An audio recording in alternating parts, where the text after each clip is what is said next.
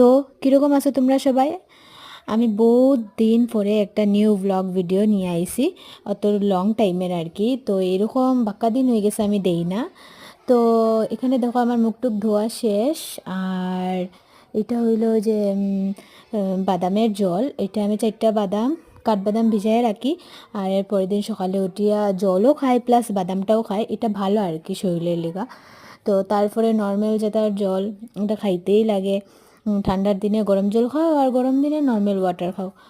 তো এখানে আমি জল উল খাইয়া এখন চা বানাইমু, কিন্তু চা আমি অত বেশি খাই না আর কি। ধরো সকাল টাইমে সপ্তাহে 2-3 দিন আমার চা চলে আর কি।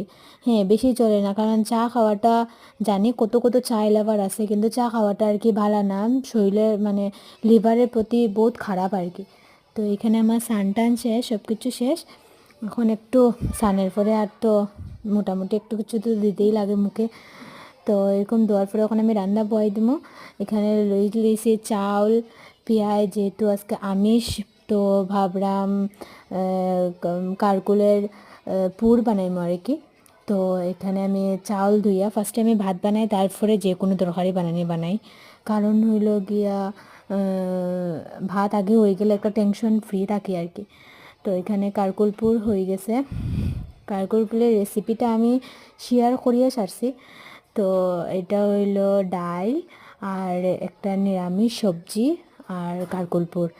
তো আমার খানিদানিও এখন হয়ে যাব আর কি। তো আজকের লেগে এতটুকু ভিডিওটা। ভালো লাগলে লাইক কমেন্ট শেয়ার করিলে একটু টাইম লিয়া।